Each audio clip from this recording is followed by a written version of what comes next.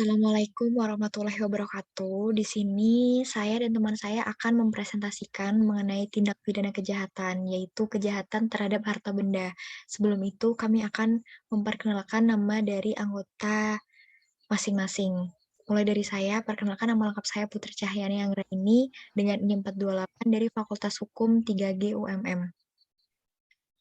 Nama saya Galuh Retno Kusmaningrum dengan NIM 436 Fakultas Hukum 3G UMN.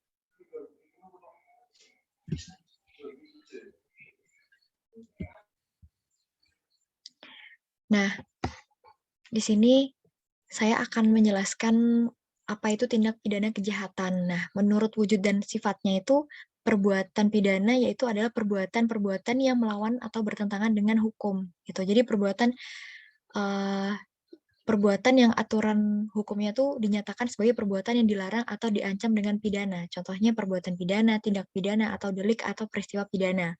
Nah, tapi di sini tuh tidak semua perbuatan yang dianggap bersifat melawan hukum atau merugikan masyarakat harus diberi sanksi pidana.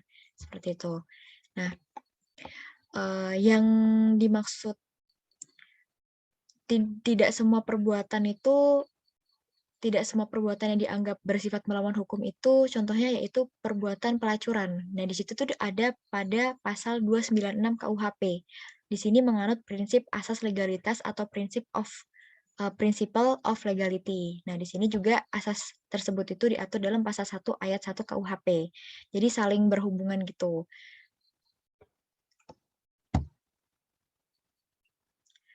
Lalu selanjutnya di sini akan menjelaskan lebih detail lagi gitu, apa sih perbuatan pidana gitu. Nah, perbuatan pidana itu adalah perbuatan yang dilarang oleh suatu aturan hukum.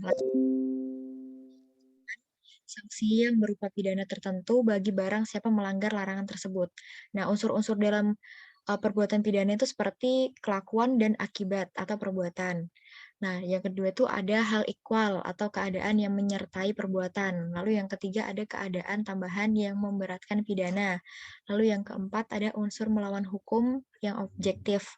Lalu yang kelima ada unsur melawan hukum yang subjektif.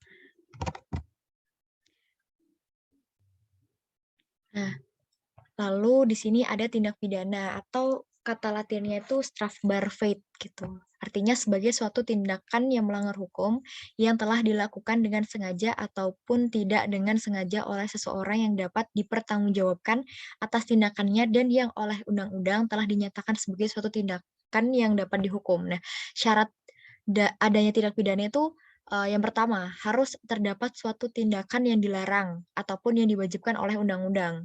Nah, yang kedua, agar suatu tindakan itu dapat dihukum, maka tindakan tersebut itu harus memenuhi unsur dari delik seperti yang dirumuskan di dalam undang-undang. Lalu yang ketiga, setiap strafbarfeit, setiap tindak pidana sebagai pelanggaran terhadap larangan atau kewajiban menurut undang-undang itu. Pada hakikatnya, itu merupakan suatu tindakan yang melawan hukum gitu. Atau yang keempat itu merupakan suatu unrehmatic handling. Next.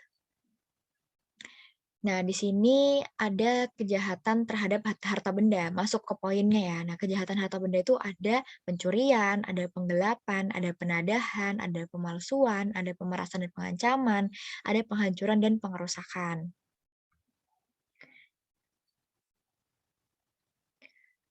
Lanjut, di sini yang pertama tadi itu ada pencurian.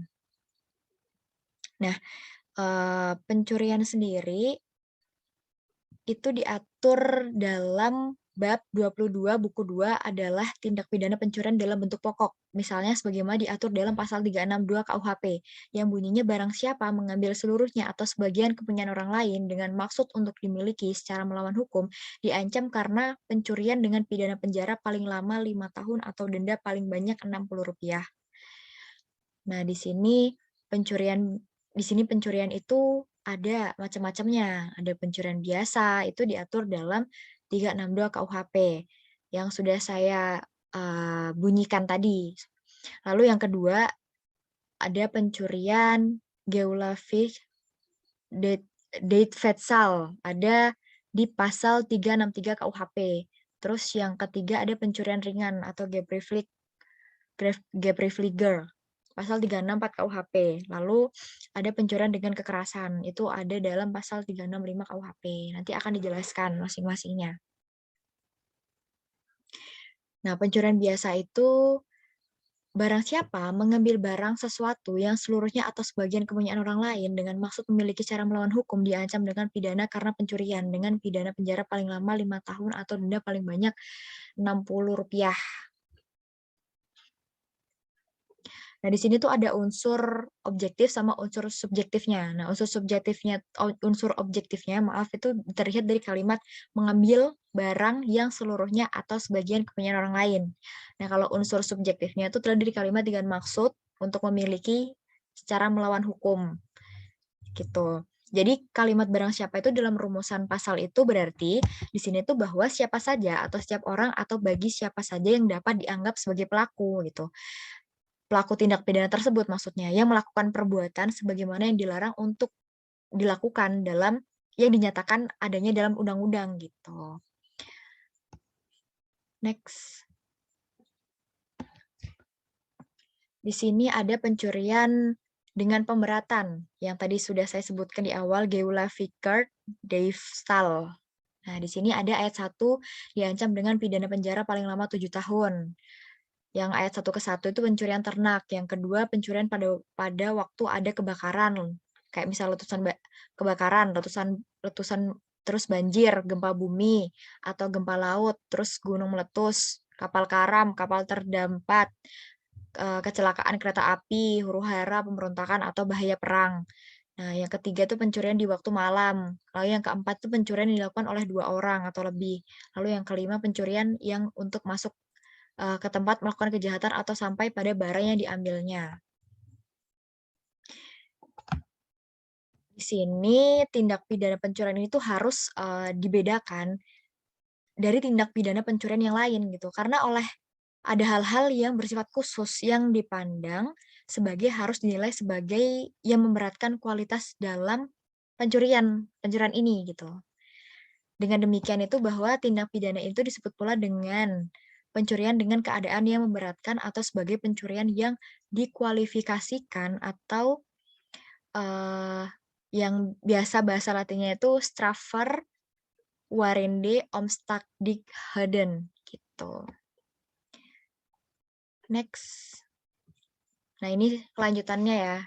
Di ayat 2, jika pencurian yang diterangkan dalam ketiga disertai dengan salah satu hal tersebut keempat dan kelima, maka dikenakan pidana paling lama 9 tahun.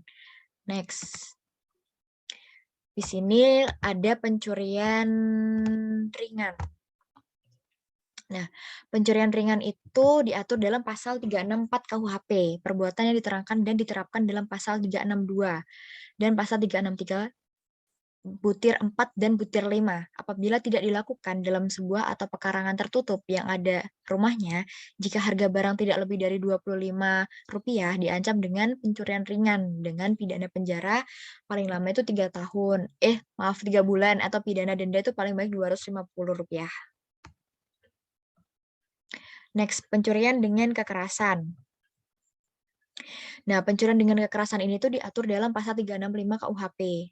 Perbuatan pidana atau tindak pidana ini tuh merupakan suatu pencurian dengan kualifikasi ataupun merupakan suatu pencurian dengan unsur-unsur yang memberatkan, di mana dirumuskan dalam pasal 365 tadi. Next. Nah, di sini tuh ada ayat-ayatnya ya, saya bacakan ya. Dan dalam ayat 1 itu diancam dengan pidana penjara paling lama 9 tahun. Pencurian yang didahului disertai atau diikuti dengan kekerasan atau ancaman kekerasan terhadap orang. Nah, itu dengan maksud untuk mempersiapkan atau mempermudah pencurian. Lalu ayat 2 diancam dengan pidana penjara paling lama 12 tahun. Jika perbuatan dilakukan pada waktu malam. Yang kedua, jika perbuatan dilakukan oleh 2 orang atau lebih yang bersekutu. Nah, yang ketiga itu jika maksudnya ke tempat melakukan kejahatan dengan merusak atau memanjat atau memakai anak kunci palsu, perintah palsu, atau pakaian jabatan palsu. Yang keempat itu jika perbuatan mengakibatkan luka-luka berat. Next. Di sini ada ayat 3 juga ayat 4. Ayat 3 itu jika perbuatannya mengakibatkan mati. Kalau yang misalnya ayat 4 itu diancam dengan pidana mati atau pidana penjara seumur hidup atau selama waktu tertentu paling lama 20 tahun jika perbuatannya itu tuh mengakibatkan luka berat atau mati dan dilakukan oleh 2 orang atau lebih dengan bersekutu. Nah, di sini tuh ada unsur-unsurnya, ada unsur objektif, ada unsur subjektifnya.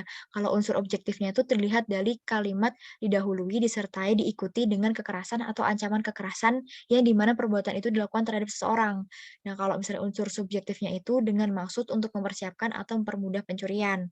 Jika tertangkap tangan, memberi kesempatan bagi diri sendiri atau peserta lainnya untuk melarikan diri.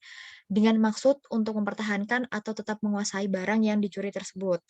Nah, yang dimaksud di sini tuh didahului dengan kekerasan atau ancaman, berarti sebelum perbuatan pencurian itu dilakukan, dengan maksud adalah untuk mempersiapkan. Nah, segala sesuatu tentang atau mengenai perbuatan-perbuatan yang akan dilaksanakan atau dilakukan. Next. Di sini pencurian dalam kalangan keluarga. Ayat satunya tuh bunyinya jika pembuat atau pembantu dari salah satu kejahatan dalam bab ini adalah suami istri dari orang yang terkena kejahatan dan tidak terpisah meja dan tempat tidur atau terpisah harta kekayaan, maka terhadap pembuat atau pembantu itu tidak mungkin diadakan tuntutan pidana. Lalu ayat 2 jika dia adalah suami istri yang terpisah meja dan di tempat tidur yang terpisah meja dan tempat tidur atau terpisah harta kekayaannya. Lalu yang ketiga itu jika menurut lembaga matriarkal, kekuasaan bapak dilakukan oleh orang lain pada bapak kandungnya, maka aturan tersebut ayat di atas berlaku juga bagi orang itu. Jadi saya jelaskan aja ya, pasal 15 ini tuh, jika kita melihat rumusan pada pasal di sini, maka 2 ketentuan utama yang diatur itu adalah yang pertama, ditiadakannya tuntutan pidana jika si pelaku itu adalah suami yang masih terikat sepenuhnya dalam perkawinan yang sah dengan kehilangan, atau sebaliknya gitu. Sehingga dari sudut atau teori hukumnya itu perbuatan ini tuh dipandang tidak bersifat melawan hukum. Dan perbuatan ini tuh ditiadakan. Nah, di samping itu, harta kekayaan suami istri tadi itu adalah milik bersama yang bersifat khusus selama mereka terikat dalam suatu perkawinan yang sah dan sepenuhnya. Oleh karena itu, apabila salah satu pihak melakukan perbuatan hukum, misalnya menjual, itu artinya sama saja mereka menjual diri sendiri atau menjual sendiri barang atau bendanya. Maaf, tadi salah. Nah, lalu yang kedua, ketentuan dalam rumusan pasal ini itu merupakan delik aduan relatif jika si pelaku adalah yang pertama suami istri yang sudah terpisah meja atau ranjang atau terpisah harta kekayaannya. Yang terakhir, keluarganya itu keluarga semenda dalam garis lurus atau menyimpang 2 derajat. Next. Lalu ini ada pidana tambahan dalam tindak pidana pencurian itu ada dalam pasal 366. Di dalam hal pemidanaan sebagaimana atau didasarkan di salah satu perbuatan dirumuskan dalam pasal tersebut. Terus pasal 363, pasal 365, nah ini tuh dapat dijatuhkan pidana pencabutan hak tertentu berdasarkan pasal 35 nomor 1 sampai 4 KUHP. Next. Di sini ada penggelapan atau yang bahasa latinnya Unsterlagung atau Verduistering atau penggelapan ya, sebagai tindak pidana yang berdiri sendiri. Masalah tindak pidana penggelapan itu diatur dari pasal 372 KUHP sampai dengan pasal 37 KUHP. Nah, tindak pidana penggelapan ini tuh berasal dari bahasa latinnya itu berasal dari Jerman yang membuat perbedaan antara yang disebut dengan pencurian seperti yang kita kenal saat ini dengan Diebesche, behalten, itu bahasa latinnya. Atau yang bisa diartikan itu menguasai secara tidak sah. Kemudian dibuat lagi perbedaan berdasarkan kenyataan, yaitu apakah benda yang dikuasai itu memang telah dipercayakan kepadanya atau karena benda tersebut itu secara kebetulan berada dalam penguasaannya gitu. Atas dasar itulah orang-orang Jerman kemudian memasukkan ke dalam undang-undang yang disebut Unsterlagung atau Verduistering atau penggelapan sebagai tindak pidana yang berdiri sendiri. Seperti itu asal mulanya. Next. Nah, di sini ada macam-macam penggelapan. Macam-macam penggelapan itu ada penggelapan biasa, diatur dalam pasal 372 KUHP. Ada penggelapan ringan, diatur dalam pasal 373 KUHP. Ada penggelapan berat, diatur dalam pasal 374 KUHP. Ada penggelapan dengan pemberatan, diatur dalam pasal 375 KUHP. Ada penggelapan dalam keluarga, diatur dalam pasal 76 KUHP. Nah, selanjutnya untuk poin-poinnya akan dijelaskan oleh teman saya. Di sini saya akan menjelaskan tentang pelanggaran biasa yang diatur dalam pasal 372 KUH Perdata. Pelanggaran biasa memiliki unsur, yaitu unsur subjektif dan unsur objektif. Nah, unsur subjektif terlihat dari kalimat dengan sengaja dan dengan melawan hukum. Nah, unsur objektif yaitu terdiri memiliki barang yang seharusnya atau sebagian kepunyaan orang lain. Barang itu ada pada atau dikuasai bukan karena kejahatan. Nah, kejahatan ini dinamakan pelanggaran biasa, di mana pelanggaran adalah kejahatan yang hampir sama dengan pencurian pada pasal 362 KUHP. Hanya bedanya, kalau dalam pencurian bahwa barang diambil untuk memiliki itu belum berada di tangannya si pelaku. Sedangkan dalam pelanggaran barang, yang diambil untuk dimiliki itu sudah berada di tangan si pelaku, tidak dengan di jalan kejahatan atau sudah dipercaya kepadanya, dengan memperhatikan unsur dan melawan hukum. Terlihat adanya perbedaan antara pasal 362 KUHP dan pasal 372 KUHP, di mana di dalam pasal 362 KUHP, unsur ini merupakan unsur yang subjektif, yang dirumuskan dengan maksud memiliki dengan melawan hukum. Sedangkan dalam pasal 372 KUHP, unsur ini adalah bersifat objektif, yang merupakan perbuatan yang dilarang. Barang yang dikuasai bukan karena kejahatan, artinya si pelaku sudah menguasai barang dan barang itu oleh pemiliknya dipercaya kepada pelaku.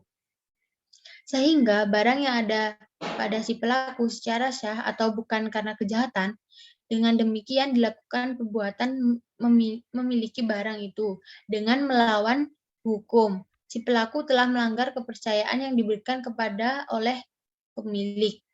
Nah, di sini juga dinyatakan bahwa perbuatan itu dilakukan dengan sengaja. Hal ini berarti bahwa pelaku mengetahui dan sadar sehingga si pelaku dapat bertanggung jawab atas perbuatannya.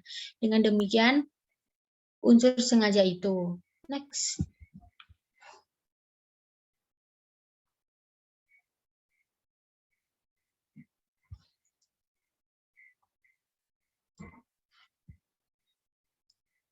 Penggelapan ringan atau Gibriflingigenders dalam pasal 373 KUH Perdata, yaitu perbuatan yang dirumuskan dalam pasal 372 apabila yang digelapkan bukan ternak dan harganya tidak lebih dari Rp25, dikenai sebagai penggelapan ringan, pidana penjara paling lama 3 bulan atau denda paling banyak Rp60. Next.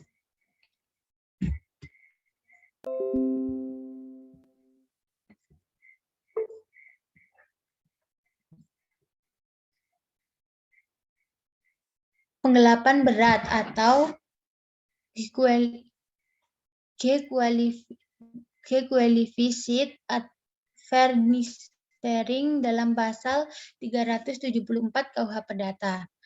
Penggelapan yang dilakukan oleh orang-orang yang penguasanya terhadap barang disebabkan karena ada hubungan kerja atau karena pencahariannya atau karena pendapat upah. Untuk itu diancam dengan pidana penjara paling lama 5 tahun. Jika memperhatikan ketentuan rumusan pasal tersebut di atas, maka unsur-unsurnya: 1. Semua unsur penggelapan pada pasal 372 KUHP. Yang kedua, ditambah dengan unsur yang memberatkan pidana, yaitu oleh seseorang. Yang kedua, barang di bawah kekuasaannya karena hubungan kerja secara sepihak. Hubungan kerja dalam mata pencaharian atau profesi. Yang terakhir, hubungan itu memperoleh upah. Orang-orang miskin dan tidak begitu banyak manfaat yang didapat dengan tuntutan dan diancam berat itu. Next.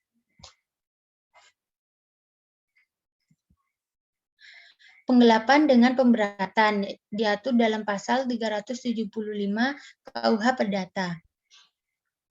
Penggelapan yang dilakukan oleh orang yang karena terpaksa diberi barang untuk disimpan atau yang dilakukan oleh wali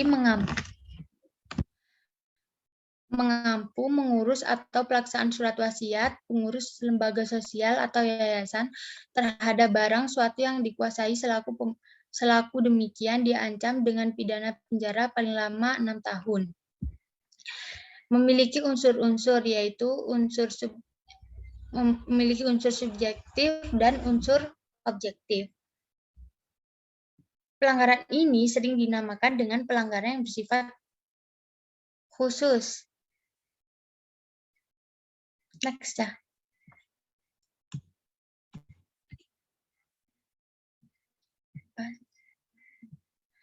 Pidana tambahan dalam penggelapan diatur dalam pasal 377 KUH Perdata. Ayat 1 pada waktu pemidanaan karena salah satu kejahatan yang dirumuskan dalam pasal 372,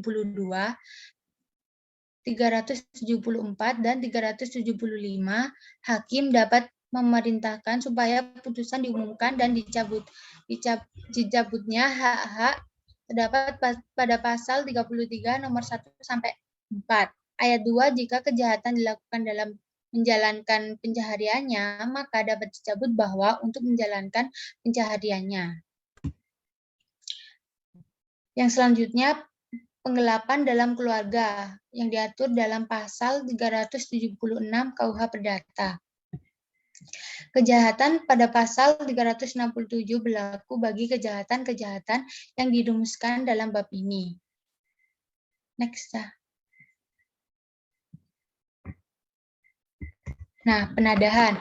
Menurut Profesor Setaucit Kartanegara menyatakan bahwa tindak pidana penadahan itu disebut sebagai tindak pidana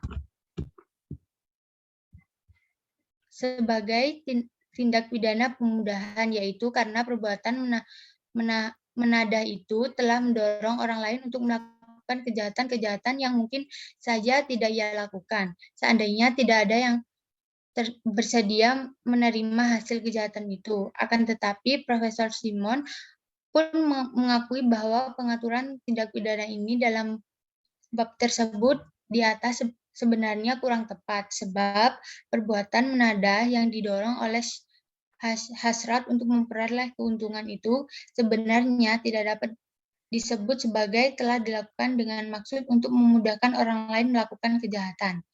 Next. Selanjutnya, bentuk-bentuk penadahan. Penadahan dalam bentuk pokok pada pasal 480 KUH Perdata diancam dengan pidana penjara paling lama 4 tahun atau denda paling banyak Rp60 karena penadahan. Kesatu, barang siapa membeli, menyewa, menukar, menerima gadai, menerima hadiah, atau untuk menarik keuntungan, menjual, menyewakan, menukarkan, menggadaikan, mengangkut, menyimpan, atau menyembunyikan sesuatu barang atau benda yang diketahui atau sepatutnya harus diduga bahwa diperoleh dari kejahatan. Yang kedua, barang siapa menarik keuntungan dari hasil sesuatu barang atau benda yang diketahui atau sepatutnya harus diduga bahwa diperoleh dari kejahatan. Apabila kita amati rumusan pasal 480 ke 1 tersebut di atas, terlihat adanya dua kelompok perbuatan pidana dalam penadahan, yaitu satu, penerimaan barang yang berwujud, seperti pembuatan membeli, menyewa, menukar, menerima gadai, atau menerima sebuah hadiah. Yang kedua, penyerahan barang yang terdiri atas perbuatan menjual, mempersewakan, menukarkan, dan menggadaikan. Nah, penadahan dalam bentuk pokok memiliki unsur subjektif dan unsur objektif. Unsur subjektif yaitu satu, yang ia ketahui atau warfan hijwid. Yang kedua, yang secara patut harus dapat ia duga atau warfan hijri delij kerwij moed vermodern. Ya, unsur objektifnya membeli atau kopen, menyewa atau huren, menukar atau infulen, menggadai, inpen, impanement, menerima sebuah hadiah atau sebagai pemberian, atau als Geschenk, annement didorong oleh maksud untuk memperoleh keuntungan, atau with which bijak menjual atau verkopen menyewakan, atau verhuren menggadaikan, atau inpengeven mengangkut, atau herveren menyimpan, atau beveren menyembunyikan, atau verbergen. Next.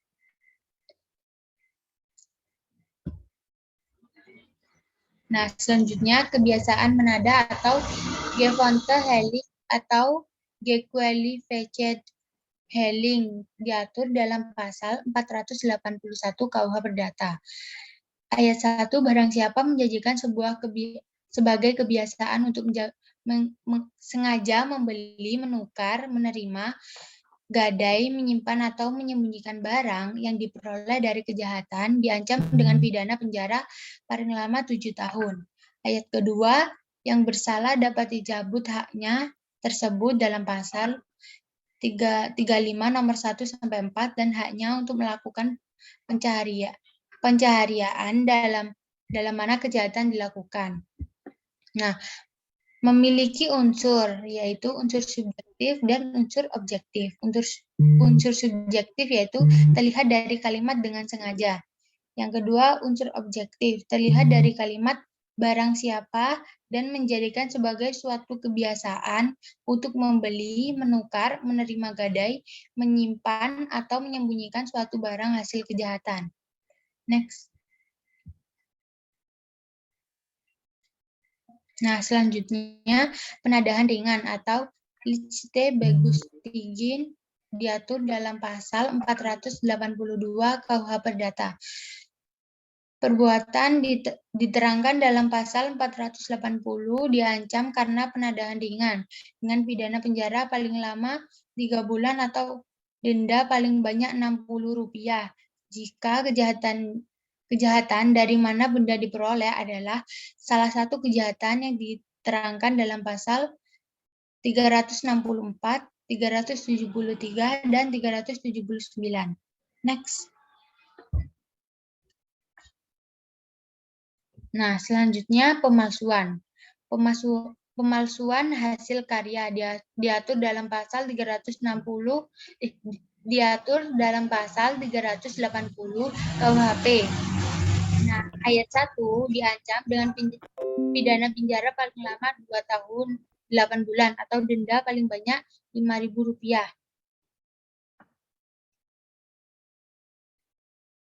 Pemalsuan hasil karya memiliki unsur subjektif dan unsur objektif.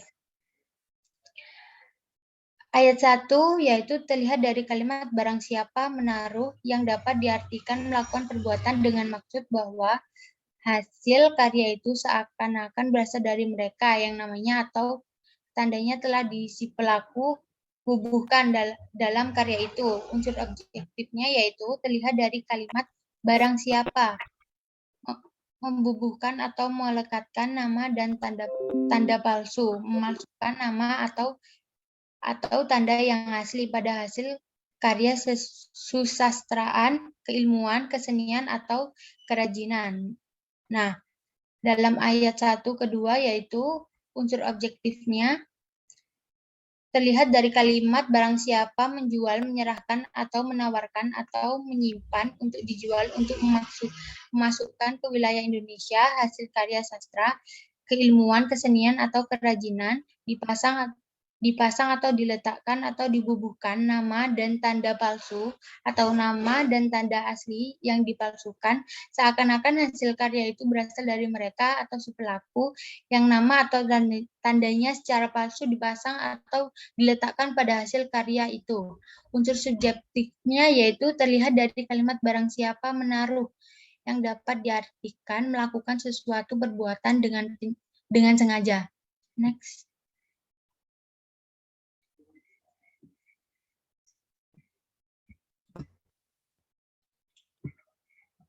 Selanjutnya, pemerasan. Pemerasan ada tindak pidana pemerasan atau Avversing diatur dalam pasal 368 KUHP.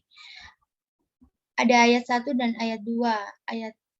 Ayat 1, barang siapa dengan maksud untuk menguntungkan diri sendiri atau orang lain secara melawan hukum, memaksa seseorang dan kekerasan atau ancaman kekerasan untuk memberikan barang sesuatu atau yang seluruhnya atau sebagai adalah kepunyaan orang itu atau orang lain, atau supaya memberi hutang maupun menghapuskan piutang, diancam karena pemerasan dengan pidana penjara paling lama 9 tahun. Ayat 2, ketentuan pasal 365 ayat 2, 3, dan 4 berlaku bagi kejahatan ini. Nah, tindak pidana pemerasan memiliki unsur subjektif, yaitu dengan maksud untuk menguntungkan diri sendiri atau orang lain dengan melawan hukum. Yang kedua, unsur objektif, yaitu perbuatan memaksa orang, dilakukan dengan kekerasan atau ancaman kekerasan, supaya orang itu memberikan suatu barang yang seluruhnya atau sebagian kepunyaan orang itu atau orang lain, atau membuat hutang atau menghapus atau meniadakan hutang. Dalam ayat 2 terdapat unsur memberlakukan ketentuan pasal 365 ayat 2, 3, dan 4 KUHP terhadap ketentuan pasal 368 KUHP ini. Next. Pengancaman. Pengancaman tidak pidana pengancaman atau arraignment diatur dalam pasal 369 KUHP. Memiliki ayat 1 dan ayat 2, memiliki unsur subjektif dan objektif. Untuk unsur objektif yaitu terlihat dari kalimat dengan maksud untuk menguntungkan diri sendiri atau orang lain secara melawan hukum. Yang kedua, unsur objektif terlihat dari barang siapa dengan sengaja dengan ancaman akan menista atau mencemarkan dengan tulisan atau lisan. Yang ketiga, akan mengumumkan atau membuka suatu rahasia. Yang terakhir, memaksa seseorang untuk, ada 2, yaitu menyerahkan suatu benda atau barang yang seluruhnya atau sebagian kepunyaan orang itu atau orang lain, atau dimaksud dengan pihak ketiga. Nah, seperti itu. Yang kedua, menghapuskan hutang atau membuat hutang. Next.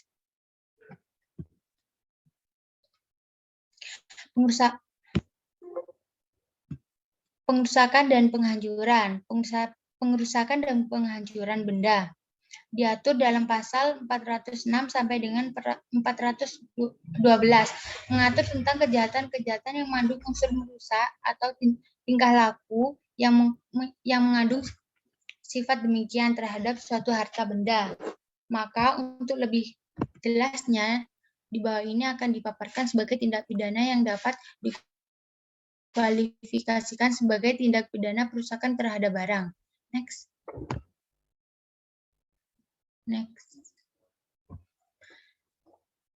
Nah, selanjutnya penghancuran dan pengrusakan dalam bentuk pokok diatur dalam pasal 406 KUHP. Memiliki ayat 1 dan ayat 2 dan memiliki unsur-unsur objektif dan unsur subjektif dalam setiap ayat-ayat 1 dan 2. Next.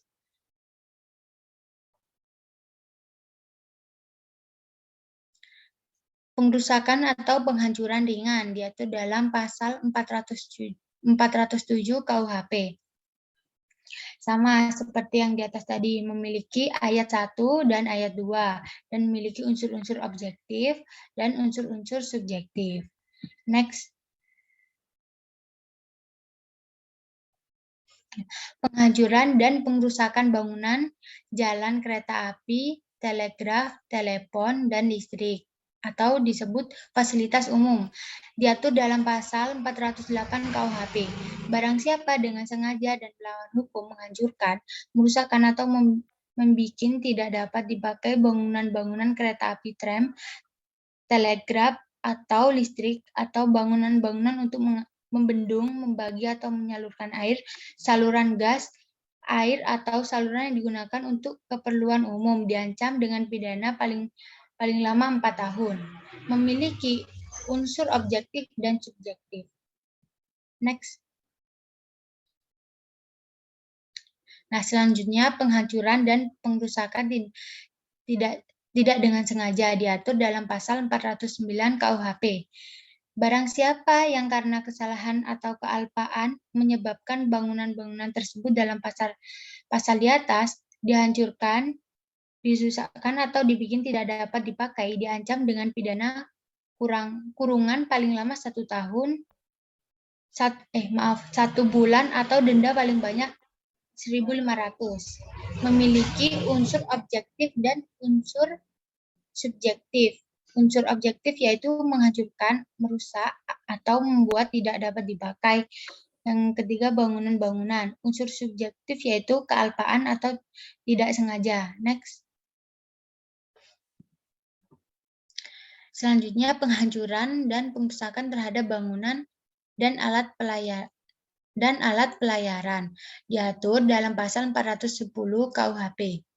Barang siapa dengan sengaja dan melawan hukum menghancurkan dan merusakkan atau membuat tidak dapat dipakai suatu gedung atau kapal yang seluruhnya atau sebagian milik orang lain diancam dengan pidana paling lama 5 tahun. Memiliki unsur objektif dan subjektif. Next.